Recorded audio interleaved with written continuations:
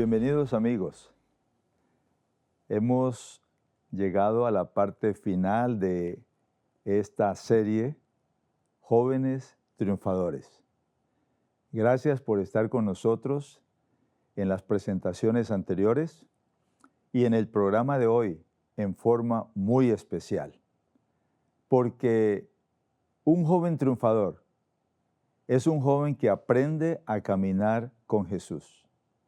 El apóstol Pablo, en Colosenses, el capítulo 1, versículo 10, lo afirma: para que andéis como es digno del Señor, es decir, siempre haciendo todo lo que a Él le agrada, produciendo los frutos de toda buena obra y creciendo en el conocimiento de Dios. Caminar es uno de los mejores ejercicios para la salud, mencionan los expertos. Y hoy por todo el mundo existen clubes de caminantes. Pues yo quiero invitarte esta tarde a que formemos parte de ese club especial, Caminantes con Jesús. Hay algunas características especiales de quienes participamos de este club y es lo que vamos a estudiar en esta presentación. Para ello, vamos a pedirle que Él nos conduzca con su presencia. Amado Señor, muchas gracias por el regalo de vida que nos has dado hoy. Muchas gracias por la esperanza que tenemos siempre en Jesús. Te suplicamos que tu Espíritu nos guíe para ser caminantes con Jesús, cuyo destino final sea el hogar celestial. Que tu bendición sea con cada uno de mis jóvenes amigos, lo pedimos en Jesús. Amén. La Biblia nos habla de unos caminantes que estaban confundidos, unos caminantes que habían seguido a Jesús, pero las noticias de su muerte les abrumó en gran manera. De tal forma que ellos decidieron abandonar su ciudad, abandonar su iglesia e irse de nuevo al lugar de donde habían sido llamados por Jesús. La historia la encontramos en el Evangelio de Lucas, en el capítulo 24. Antes de entrar en la historia propiamente, a partir del versículo 13, permíteme decirte que hay unas preguntas valiosas que son respondidas por el Señor Jesús a través de su palabra. Y tiene que ver con los últimos 4 días en la vida de Jesús. Jueves. La pregunta para el jueves es: ¿cómo voy a salir de esto? Allí estaba Jesús. Estaba en la agonía, en el Getsemaní.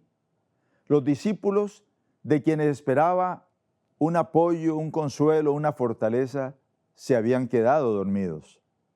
Jesús ahora tiene que enfrentar la copa del martirio.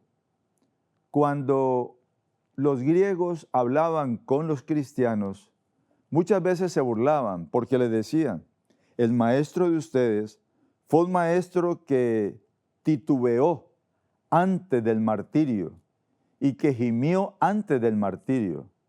En cambio, nuestro maestro, Sócrates, en alas de la verdad, él, aunque fue acusado injustamente, decidió tomar el veneno de la cicuta, derramó un poco de ella en homenaje a los dioses griegos, lo tomó y decían ellos, en un rincón de la habitación tuvo una muerte digna.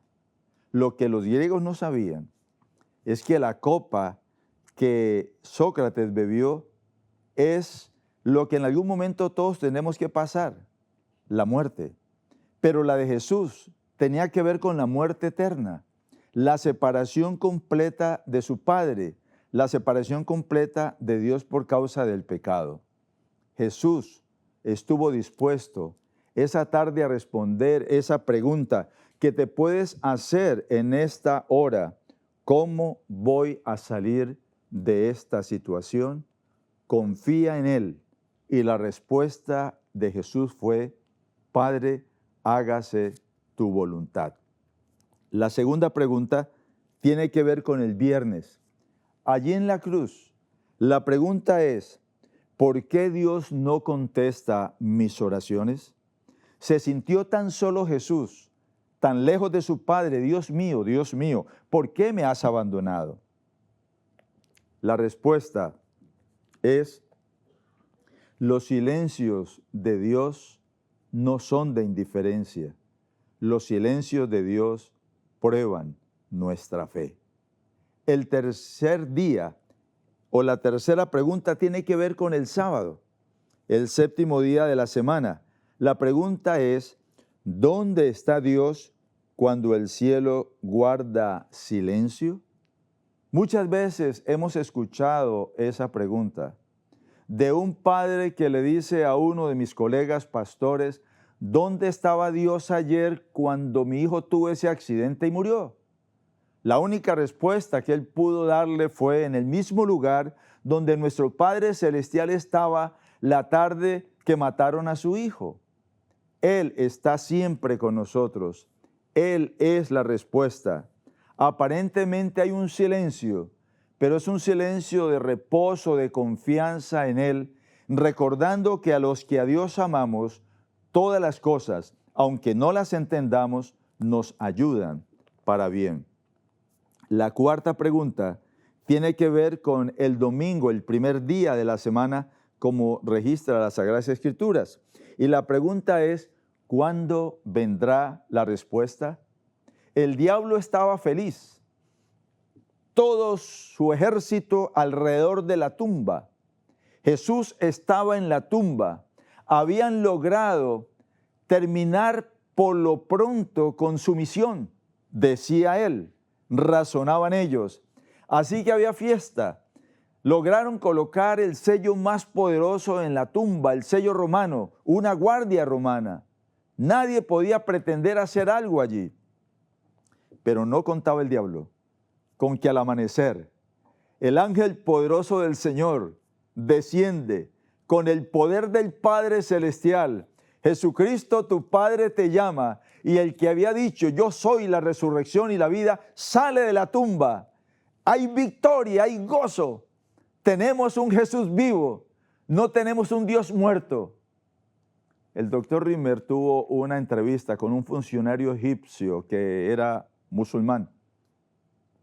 Y en ese diálogo que ellos tuvieron, el doctor le hablaba al funcionario acerca de su fe cristiana y decía, Jesús murió por nuestro pueblo. El funcionario les dijo, Mahoma también murió por nuestro pueblo. Nosotros tenemos la Biblia como la palabra de Dios. Y el funcionario dijo, nosotros tenemos el Corán como la palabra de Dios. Luego el doctor Rimmer le dijo, Jesús resucitó al tercer día, está vivo, intercede por nosotros. A lo que el funcionario le respondió, esa información de Mahoma nosotros no la tenemos. Queridos jóvenes, podemos ser caminantes victoriosos si lo hacemos con Jesús, acompañados por Él. Y estos caminantes, discípulos confundidos que les decía, la historia la menciona Lucas de esta manera. Ese mismo día, dos de ellos iban de camino a una aldea llamada Emaús, que distaba de Jerusalén unos 10 kilómetros. Pero hablando de todo lo que había acontecido, y mientras hablaban y discutían entre sí, Jesús mismo se acercó y los iba acompañando. Pero ellos no le reconocieron porque parecían tener sus ojos vendados. Muchas veces nos sentimos solos. Pensamos que nadie está a nuestro lado, que no hay apoyo, nuestras esperanzas están frustradas. Pero mis queridos, Jesús camina a nuestro lado, como se menciona en este pasaje de las Sagradas Escrituras. Los ojos estaban velados por la tristeza, velados tal vez por la enfermedad o por la incredulidad, pero Él es real y Él está con nosotros. Comienza un diálogo sumamente interesante, porque en el siguiente versículo Jesús le hace una pregunta. ¿Ustedes por qué están tan tristes? ¿De qué tanto hablan ustedes? Y ellos le respondieron, el que se llamaba Cleofas, ¿eres tú el único forastero de Jerusalén que no sabe lo que ha sucedido estos días? ¿Y qué sucedió?, les preguntó Jesús. Y ellos respondieron, de Jesús Nazareno, que fue ante Dios varón profeta y ante todo el pueblo, poderoso en hechos y en palabras. Notemos, fue varón profeta. Mi pregunta para ti esta tarde es, ¿quién es Jesús para ti? ¿Simplemente un Cristo histórico?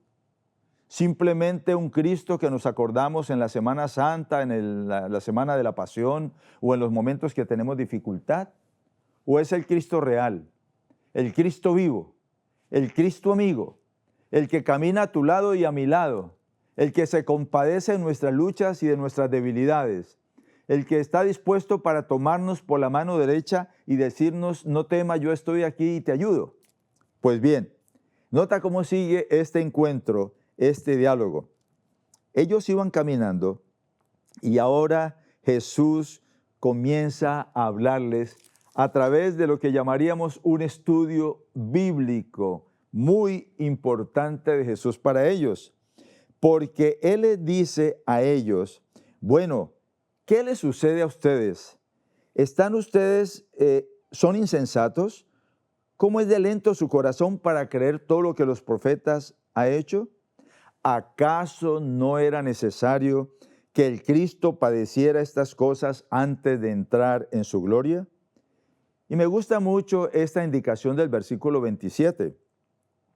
Y partiendo de Moisés y siguiendo por todos los profetas, comenzó a explicarles todos los pasajes de la Escritura que hablaban de él. ¿Comenzando con quién? Con Moisés. ¿Qué significa esto? Las Escrituras que estudió Jesús, las Escrituras que él respetó, las Escrituras que él compartió, eran las del Antiguo Testamento. Por eso algunas personas dicen, no, es que ya el Antiguo Testamento no tiene validez. Si tenían validez para Jesús, con mayor razón deben tener validez para nosotros. Y a través de las Escrituras, Él le demuestra la misión que Él tenía de morir, de resucitar, de poder redimir al ser humano. Ahora, cuando van llegando a casa, dice el versículo 29, ellos le obligaron a quedarse. Jesús hizo como que iba a seguir de largo, pero ellos le dijeron, Señor, no, mira, esto está muy tarde, hay peligro en el camino, por favor, quédate con nosotros. Y dice la Escritura, quédate con nosotros porque ya es tarde y es casi de noche. Y Jesús entró y se quedó con ellos. Mis queridos, cuando invitamos a Jesús a entrar y quedarse con nosotros, Él nunca rehúsa esa invitación. Por supuesto, está listo a quedarse con nosotros. Yo estoy a la puerta y llamo. Si alguno oye mi voz y abre la puerta, dice Apocalipsis 3, entraré a Él, cenaré con Él y Él conmigo. La historia termina de una manera muy interesante. Cuando colocan la comida y parten el pan, en ese momento, después de la bendición, ellos lo reconocen como partía el pan. Y dice la Escritura que Jesús se desapareció y sus ojos fueron abiertos. Y ahora se decían uno al otro, pero mira, qué emocionante. ¿Tú no sentías como una emoción especial cuando venía con nosotros en el camino, cuando nos hablaba, cuando abría las Escrituras? Es que hay una energía poderosa, hay un gozo extraordinario cuando compartimos esta caminata con Jesús. cuando nos hacemos socios del club de caminantes de Jesús. Y lo que sucedió realmente impresiona. Ellos le habían dicho a Jesús, quédese porque ya es noche, hay peligro en el camino, no puede seguir de esa manera. Pero ahora que habían comprendido la gran verdad, Jesús vive, Jesús es real, Jesús estuvo con nosotros. Dice la Escritura que se levantaron, allí no les importó el camino, los ladrones, el peligro, las fieras, tenían una noticia que compartir y fueron corriendo y llegaron a Jerusalén. Estaban los discípulos todavía reunidos y allí sorprendidos, ellos le dan la noticia, Jesús vive. ¿Y cómo que vive? Estuvo con nosotros, caminó con nosotros mientras íbamos hacia nuestra aldea de Emaús. Él vive, Él está con nosotros. Mis queridos, quiero decirte que la experiencia más hermosa es cuando nosotros descubrimos esta gran verdad, cuando podemos entender a través de la palabra que Él camina con nosotros, que Él es nuestro guía, que Él es nuestro pastor y que nada nos va a faltar. Que aunque tengamos que pasar por el valle de la sombra y de la muerte, Él está con nosotros y Él unge nuestra cabeza con aceite, es decir, con sus bendiciones, porque su vara, la palabra, y su cayado nos infunden siempre aliento. ¿Cómo podemos tomar este relato y hacerlo nuestro? Hubo una misión especial que se les encomendó, porque Lucas 24 termina con un canto de victoria. Termina en la despedida de Jesús, cuando les da el mandato, vayan por todo el mundo, hagan discípulos, bautícenlos en el nombre del Padre, del Hijo y del Espíritu Santo a los que hayan creído. A los que formen parte de este club de caminantes con Jesús, debemos participar de esa experiencia por amor y por fe, de unirnos a Jesús y a su iglesia como Él lo enseñó. Pero lo hermoso es que ellos regresaron, dice los últimos versículos de Lucas 24, ellos lo adoraron y después volvieron muy felices a Jerusalén. Y siempre estaban en el templo alabando y bendiciendo a Dios. Amén. Qué maravilloso que nosotros podamos entender a través de esta historia la invitación cariñosa que Él nos hace para que podamos participar de esta experiencia de caminantes con Jesús. Hay una declaración de mi autora favorita, Elena de White, cuando ella dice en el libro Patriarcas y Profetas, en la página 184, escucha esta gema poderosa. Cristo une al hombre débil y desamparado con la fuente del poder infinito. Qué extraordinario. Él nos une con la fuente del poder infinito. ¿Qué te hace falta? En tus estudios, en tu vida, en tus metas, en tus planes, en tu familia, en tus aspiraciones. Él nos une con la fuente del poder infinito. Yo he aprendido una fórmula muy sencilla y esa fórmula tiene que ver con el éxito. La unión del esfuerzo humano más el poder divino es igual al éxito, al triunfo. Por eso llamamos a esta serie Jóvenes Triunfadores, porque su objetivo es ayudarnos a establecer esta relación, como lo hemos compartido en los temas anteriores con Él, que nos capacite para ser victoriosos y triunfadores. Isaías tiene una declaración que nos anima muchísimo. Aparece en Isaías el capítulo 40 y el versículo 31. Dice que Los que confían en el Señor tendrán nuevas fuerzas y se levantarán como las águilas, volarán como ellas. Dios quiere que utilicemos las alas de la fe, que podamos remontarnos de estos caminos polvorientos, de esta situación limitada humana, y podamos remontarnos a través de la fe hacia las alturas del triunfo y la victoria que Dios tiene para ti en este tiempo.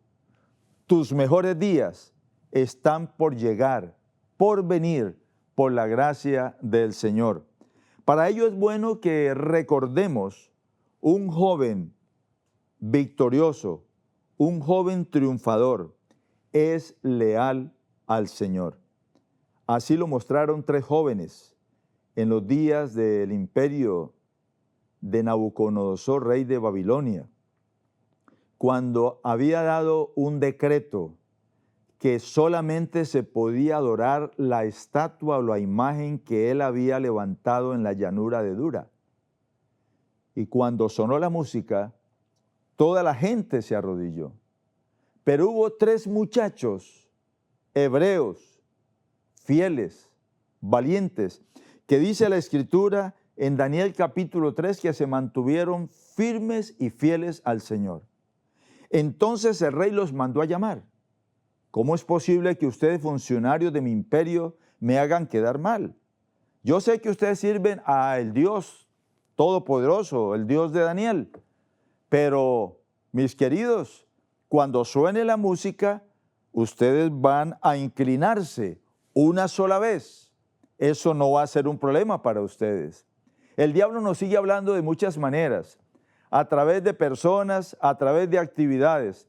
Muchas veces el diablo nos habla, muchachos, a que hagamos un alto en nuestra fe, a que hagamos parte del disimulo, el seguir el protocolo.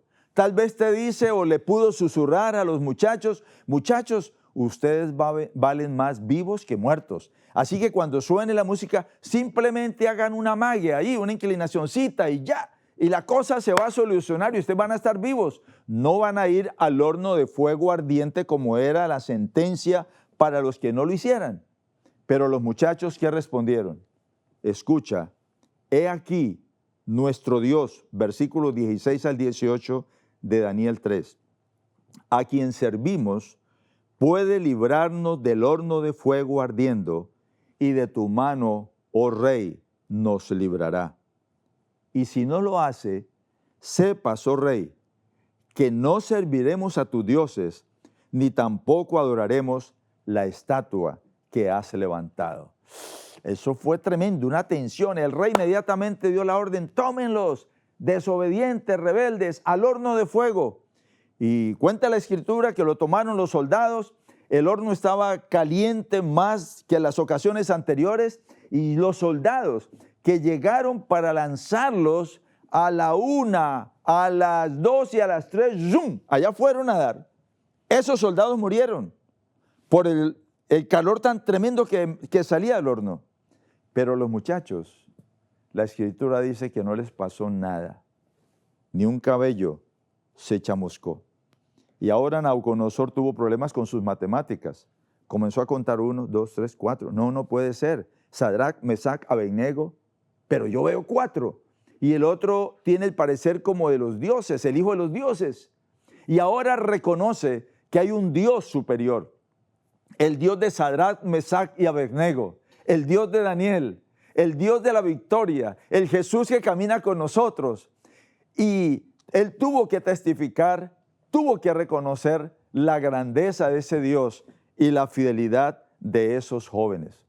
El caminante triunfador es leal al Señor, pero también el joven triunfador tiene un plan de vida.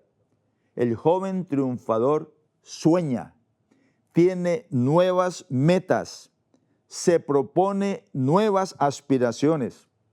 A esas metas, el joven triunfador le coloca tiempo, porque debemos establecerlo de esa manera.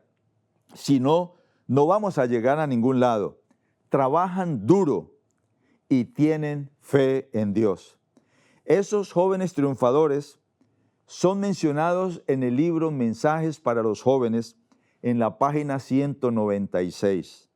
La autora de este libro nos dice: el Señor llama a voluntarios que se pongan firmemente de su parte y se comprometan a unirse con Jesús de Nazaret para hacer la misma obra que necesita ser hecha ahora. Dios tiene un propósito para tu vida. Permite que ese propósito se pueda cumplir.